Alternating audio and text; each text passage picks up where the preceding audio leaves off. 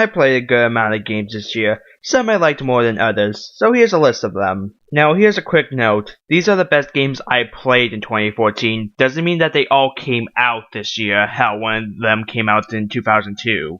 So pretty much if I played for the very first time this year, it qualifies for the list. Anyways, let's begin.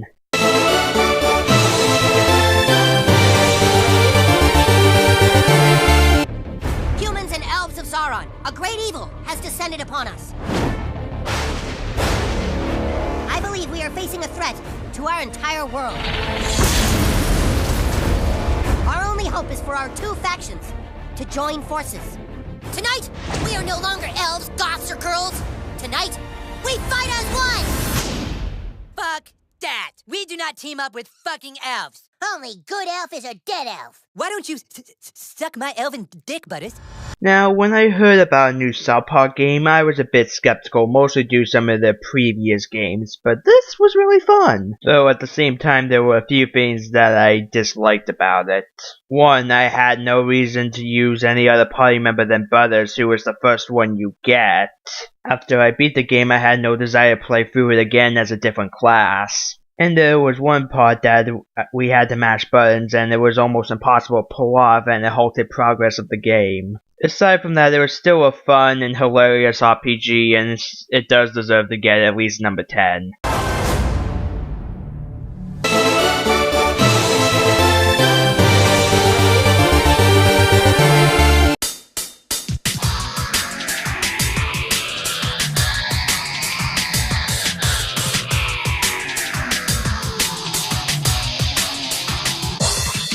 My friends and I really liked Persona 4 Arena, so when Persona 4 Ultimax came out here, I pre-ordered it and had a lot of fun with it as well. Granted, I haven't put as much time into it as some of the other games on this list, hence why it's only number 9. But still, it has fun combat, and they added a good chunk of characters, pretty much everyone left from Persona 3 and 4 who aren't dead. So yeah, I'll eventually get around to playing it a bit more, but yeah, for now it's number 9.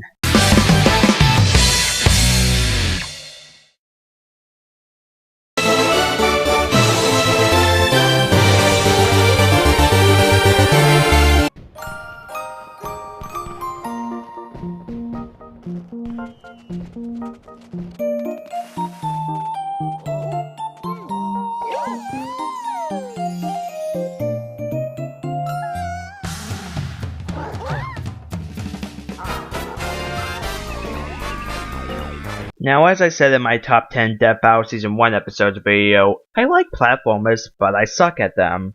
Though with that, I also like Mario, and this is a great Mario game. But unlike some other platformers I played this year, it's not too hard like Shovel Knight, yet it's not too easy like DuckTales Remastered. Or in other words, I found it as a fair challenge. Plus, the Katsu, Double Cherry, and Boomerang Flower are now some of my favorite Mario power-ups. One more thing I may add to prove how great this game is, the final boss against Bowser is one of the greatest Bowser boss battles ever made.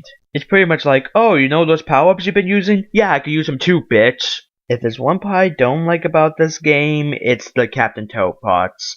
I mean, yeah, they are kinda optional, but it doesn't make me want to get Treasure Tracker. Meow.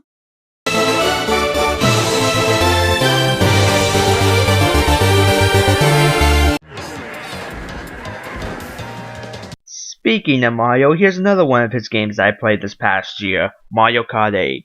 Now, I haven't played too many of the Mario Kart games, but the reason why I picked this one up is more or less because I found it for $40 on Amazon. And it was around the time of, if you buy this game, you could get one of 4 games for free, so pretty much I got this and Pikmin 3 for $40, and that's a good deal. But yeah, this is a fun racing game. Plus, this game gives us quite a few things, like the Super Horn, which is a way to destroy the ever-dreaded Blue Shell, and also it has 3 different versions of Rainbow Road. And I think I'll also talk about the DLC. It is good. I mean, okay, it is kinda weird to see Link ride a motorcycle, but I mean, I just love the Excite Bike and F-Zero tracks. So the latter just makes me want a new F-Zero game. Though with the DLC, I also can't wait for the next pack just so I can play as Isabelle, who's absolutely freaking adorable.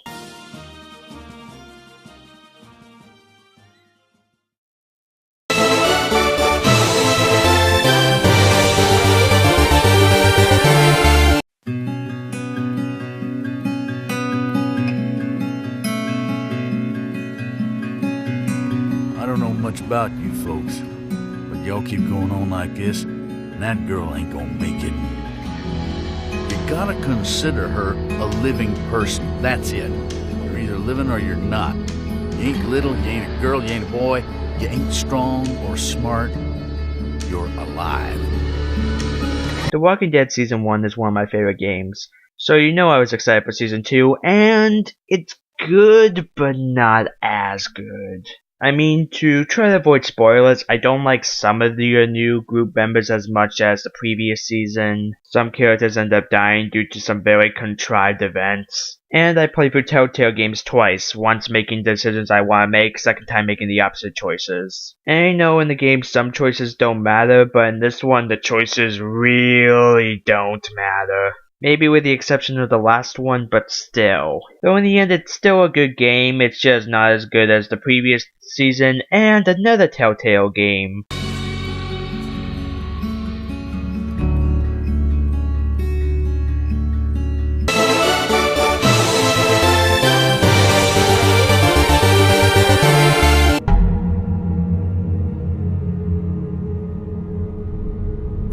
People are scared of you. I mean, look at your face. Who'd you get in a fight with? A fable, right? Yes, The Wolf Among Us. Now, before this game, I didn't know much, if anything, about fables, but it was a good way to introduce me to the universe. I mean, this game has a really good idea. You're the big bad wolf, and you're the sheriff. That is awesome. Though once again, I'll try to avoid spoilers. I mean, on the downside, there are points where we keep focusing on characters that I completely stopped caring about. But, on the upside, they make a really good boss battle that's nothing but QuickTime events. Yes, I know that some gamers, QuickTime events are the bane of their existence, and a boss battle that's nothing but that sounds impossible to be good, but trust me, it is a good boss. So yeah, Wolf Among Us, really good game.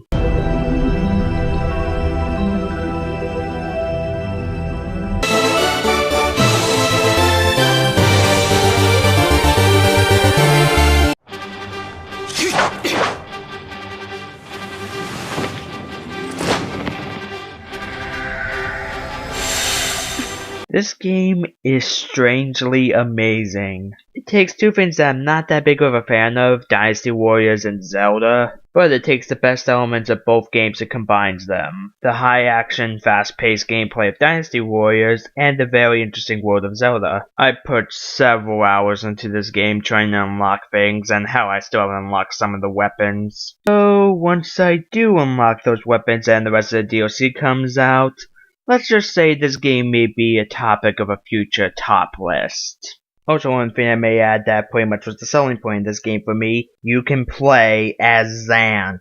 Get them out, get them out! I can feel them swarming around inside my skull. Just like butterflies, pretty colorful butterflies. Blue ones, green ones, yellow and red, the color of blood. Warm, tasty blood.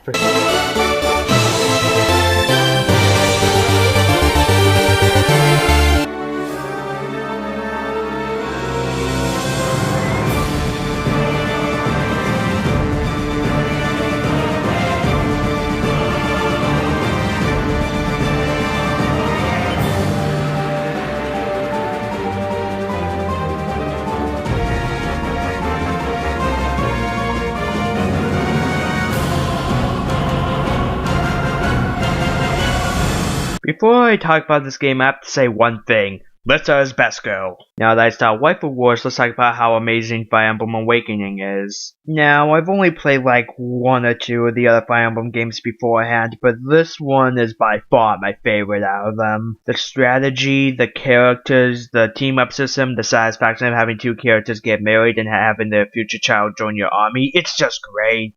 Plus with the casual mode that makes it so when you make a mistake you don't have to restart your system. And I know some people out there don't like this feature. Because options are bad and if you play it on an easier difficulty that means you suck at the game and you're a filthy casual. So yeah, if you're going to label me as a filthy casual then I can label you as an asshole. That seems fair to me.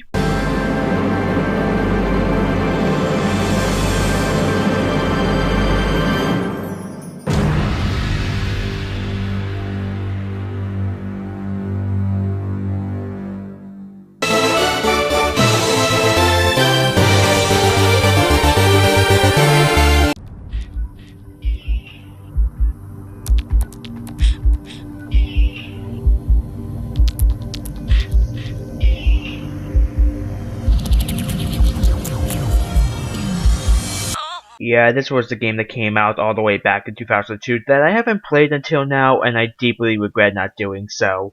Kingdom Hearts. Now, I bought Kingdom Hearts 1.5 Remix on the idea of, it's 15 bucks. But oh boy, I really enjoyed this game. And because of that, I planned on playing the rest of the series, and I bought 2.5 Remix to help with that.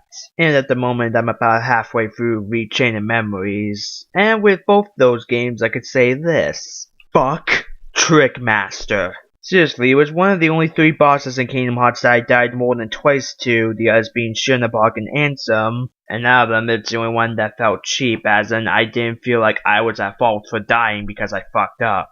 And still, I look forward to playing the rest of the series, even though I know the story is apparently not that great.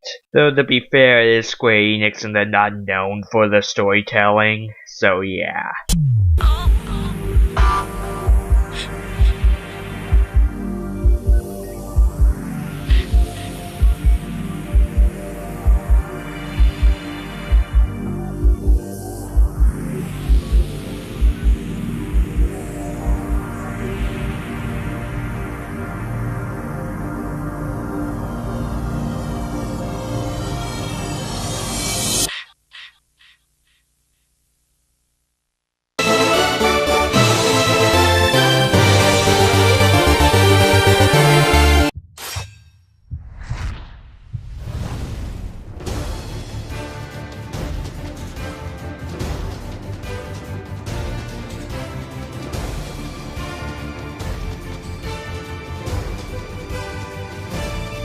This game I've been looking forward to since 2008, and now that it's out, I'm looking forward to its next installment, whenever that comes out. It was my main reason for getting a Wii U, a decision that I have not regretted. I mean, it's Smash Bros. I love this series, and it gives me 2 of my most wanted characters ever, Little Mac and Bowser Jr. Now all we need is for the next one to throw in Waluigi, Crystal, and Inkling for Splatoon, and if they can figure him out, Ridley, and we'd have a perfect roster. Also, this game also gives us something amazing. 8-player Smash, creating completely insane matches. Though with that 8-player Smash is only limited to a certain amount of stages, which makes sense, but I would love to see how chaotic it would be on a smaller stage. And if I have to point out another thing that was just kinda meh, it's the Mii Fighters. While a cool concept, they're not executed the best way. I mean, it's not like I was expecting a very detailed character customization mode a la Soul Calibur 5 or a wrestling game, but I wanted a bit more. I think I would have rather had it that you copied the moveset of another character in the game. You know, instead of choose one of 3 different styles and then choose one of 4 moves for each of your B specials. Because yeah, if it was copy-paste movesets, I mean okay, you're pretty much making clones, but I would have more of a reason to make characters. Also, even the ones I do make, I don't play that much because I like to select random, and guess what never comes up on random? The Miis. That's fucking stupid, Nintendo! And well, in the topic of Nintendo being stupid, for God's sake, Nintendo, make more amiibos! I at least want Little Mac, but I don't want to pay 30 bucks for him! Though, going back to the game, I bet some of you are wondering what I think of the 3DS version. It has a Rainbow Road stage. Yeah, that's the only advantage it really has. Though I may also bring up that Mewtwo is coming, which opens the doors for more possible DLC, but we'll just have to wait and see if that does become a thing.